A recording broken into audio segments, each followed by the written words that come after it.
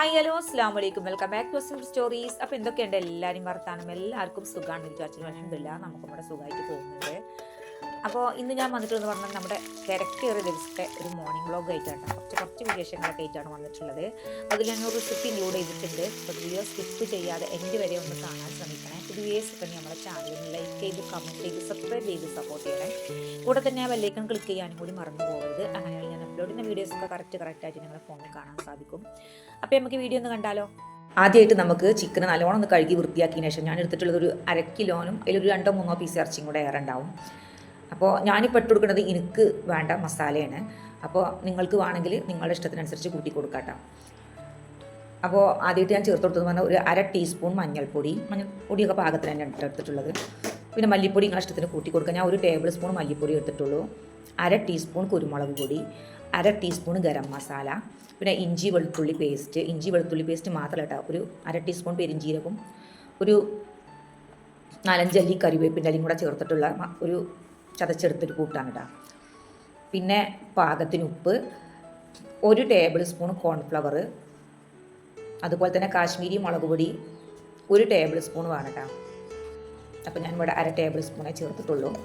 1/2 മുറി നാരങ്ങ നീര് ഇത്രയും ചേർത്തിട്ടൊന്ന് മസാല പുരട്ടി വെക്കാം. എത്രത്തോളം നിങ്ങൾക്ക് പറ്റും അത്രത്തോളം വെക്കാം. അത്രയും രുചി കൂടിട്ടാം. അപ്പോൾ ഞാൻ കളറ് ചേർക്കണില്ല, കാശ്മീരി മുളക് പൊടി തന്നെയാണ് ചേർത്ത് കൊടുത്തിട്ടുള്ളത്. അതുപോലെ തന്നെ മസാല ഐറ്റംസ് മല്ലി, മുളക്, കുരുമുളക്, ഗരം മസാല ഇതൊക്കെ നിങ്ങളുടെ ഇഷ്ടത്തിന് നിങ്ങൾക്ക് കൂട്ടി കൊടുക്കാം. ഞാനിപ്പോൾ അത്ര ഇതിലൊന്നുമല്ല, അത്യാവശ്യമുള്ള ഒരു എരിവും പുളിയും മസാലയും എനിക്ക് മതി. അപ്പോൾ അതിനനുസരിച്ച് ഞാൻ കൂട്ടിയതാണ് കേട്ടോ. വലിയൊരു ഗുമ്മൊന്നും ഉണ്ടാവില്ല കാണാൻ. അപ്പോൾ നിങ്ങളുടെ ഇഷ്ടത്തിനനുസരിച്ച് നിങ്ങൾക്ക് മസാല കൂട്ടിയും കുറച്ചൊക്കെ കൊടുക്കാം. അപ്പം ഇനി ഇതൊന്ന് പ്രസ് ചെയ്യട്ടെ. ആ സമയം കൊണ്ട് നമുക്ക് ബാക്കിയുള്ളതൊക്കെ ചെയ്തു വെക്കാം.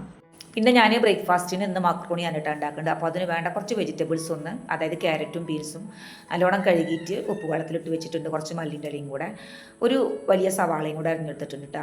ഇനി നമുക്ക് ചിക്കൻ ഒന്ന് പൊരിച്ചു കോരണം. ഒരു ചട്ടി എടുപ്പത്ത് വെച്ച് അതൊന്ന് ചൂടായി വന്നാൽ നമ്മൾ പൊരിക്കാൻ എടുക്കുന്ന എണ്ണ ഏതാണോ അത് ചേർത്ത് കൊടുക്കുക. ഞാനിവിടെ സൺഫ്ലവർ ഓയിലാണ് ചേർത്ത് കൊടുത്തിട്ടുള്ളത്.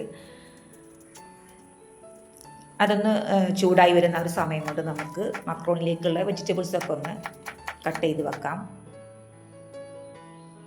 ഇനി നമുക്ക് ചിക്കൻ ഒന്ന് പൊരിച്ച് തുടങ്ങാം. അപ്പോൾ ഇതിന് മുന്നേ ഒക്കെ ആയിട്ട് ഞാൻ മക്രോണി ഒരു 1/4 കിലോ മക്രോണി വേവിച്ചെടുത്തിട്ടുണ്ട്.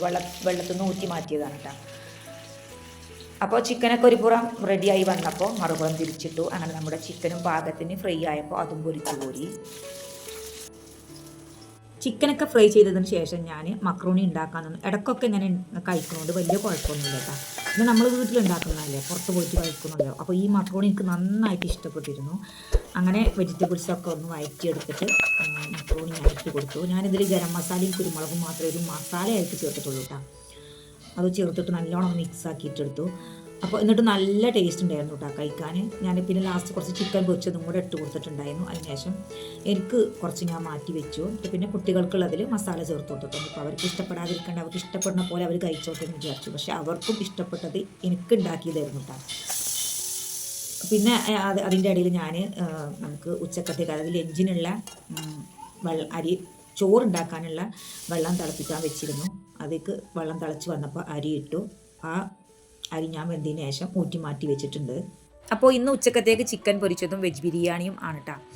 അപ്പോൾ ഇനി അതിലേക്കുള്ള വെജിറ്റബിൾസൊക്കെ ഒന്ന് വഴറ്റിയെടുക്കണം.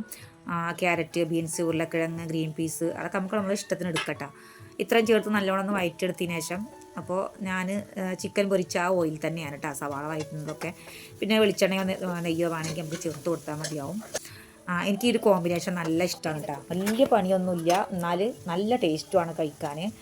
ഇടയ്ക്കൊക്കെ ഞാൻ നേരത്തെ പറഞ്ഞ പോലെ നമുക്ക് പരീക്ഷിക്കാവുന്നതേ ഉള്ളൂ കേട്ടോ. ഞാൻ അങ്ങനെ ഇടയ്ക്ക് ഉണ്ടാക്കാറുണ്ട്.